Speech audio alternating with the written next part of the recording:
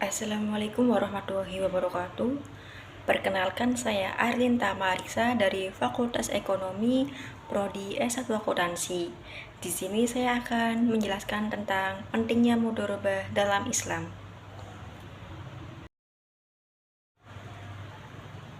Mudharabah adalah akad kerjasama usaha antara dua belah pihak, di mana pihak pertama sebagai pemilik modal dan pihak yang kedua yaitu sebagai pengelola.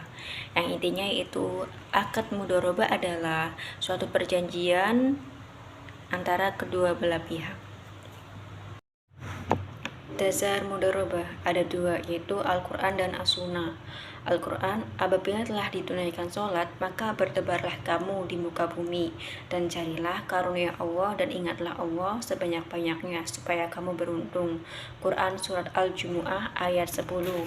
As-Sunnah, Abbas bin Abdul Muthalib jika menyerahkan harta sebagai mudharabah, ia mensyaratkan kepada pengelola dananya agar tidak mengurangi lautan dan tidak menuruni lembah, serta tidak membeli hewan ternak. Jika persyaratan itu dilanggar, ia, pengelola dana, harus menanggung resikonya ketika persyaratan yang ditetapkan. Abbas didengar Rasulullah SAW. Beliau membenarkan hadis riwayat Tabrani dan Ibnu Abbas. Dasar hukum, ada sunnah dan pendapat ulama. Sunnah, 3 perkara yang mengandung berkah adalah jual beli yang ditanggungkan, melakukan kiroda atau memberi modal pada orang lain, dan yang mencampurkan gandum dengan jelas untuk keluarga, bukan untuk diperjualbelikan. Hadis riwayat Ibnu Majah dan Suhaib. Pendapat ulama, di antara ijma dalam mudharabah adanya riwayat yang menyatakan bahwa jamaah dari sahabat yang menggunakan harta anak yatim untuk mudharabah, perbuatan tersebut ditentang oleh sahabat lainnya. Syarat mudharabah ada 2, yaitu modal dan keuntungan. Modal dinyatakan dengan jelas dan dalam bentuk uang tunai, bukan piutang. Harus diserahkan kepada mudharabah atau pengelola. Keuntungan, pembagian keuntungan harus jelas sesuai persentase. Kesepakatan rasio persentase dicapai melalui negosiasi dituangkan dalam kontrak. Pembagian keuntungan baru dapat dilakukan setelah mudharabah mengembalikan seluruh atau bagian modal kepada sahib al-mal. Rukun mudharabah menurut jumhur ulama ada 3 rukun dari mudharabah. Yang pertama, 2 pihak yang berakad, yaitu pemilik modal atau sahib al-mal, pengelola dana, pengusaha atau mudharabah. Keduanya harus orang yang berakal sudah balik berumur 15 tahun. Yang kedua yaitu materi yang diperjanjikan atau objek yang diakadkan harus jelas.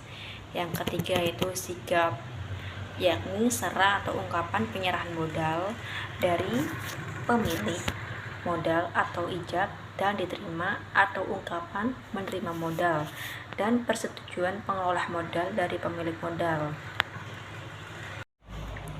Penyebab batalnya mudharabah. Yang pertama, tidak terpenuhinya syarat sah mudharabah. Yang kedua, pengelola atau mudharib sengaja tidak melakukan tugas sebagaimana mestinya dalam memelihara modal, atau melakukan sesuatu yang bertentangan dengan tujuan akad.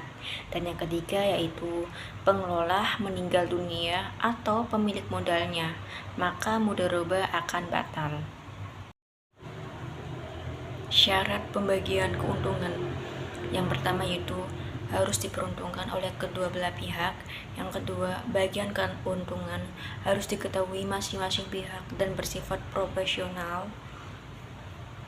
Dan yang ketiga, penyedia dana menanggung semua kerugian dari mudharabah, dan pengelola tidak boleh menanggung kerugian apapun kecuali diakibatkan dari kesalahan disengaja, kelalaian, atau pelanggaran kesepakatan. Dan yang keempat, sekiranya terjadi kerugian yang disebabkan oleh mudharab, maka mudharib wajib menanggung segala kerugian tersebut. Perlakuan akuntansi PSAK. Yang pertama, dana mudharabah yang disalurkan oleh pemilik dana diakui sebagai investasi mudharabah pada saat pembayaran kas. Yang kedua, pengukuran investasi mudharabah. Yang ketiga, penurunan nilai jika investasi mudharabah dalam bentuk aset non-kas. Yang keempat, kerugian. Kelima, hasil usaha.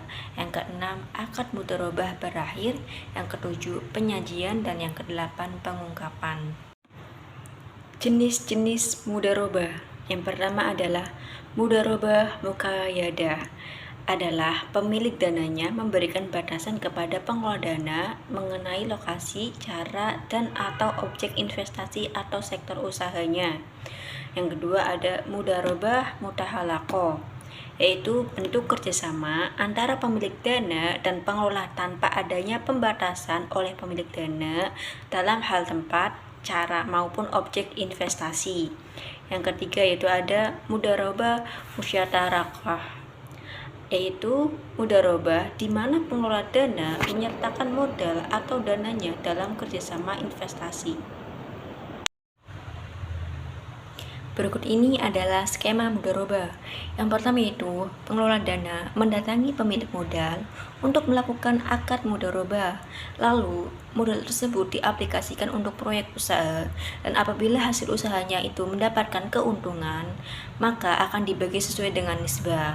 Dan jika mengalami kerugian akan ditanggung oleh pemilik dana. Berikut ini adalah contoh soal dari mudharabah. Sahibul mal yang bermitra dengan mudharib untuk usaha percetakan selama 9 bulan. Sahibul mal memberikan uang untuk modal usaha sebesar 20 juta. Kedua belah pihak sepakat dengan nisbah bagi hasil 40/70 atau 40% keuntungan untuk sahibul mal. Penyelesaiannya adalah setelah mudharib menjalankan usaha selama 9 bulan, modal usaha telah berkembang menjadi 35 juta.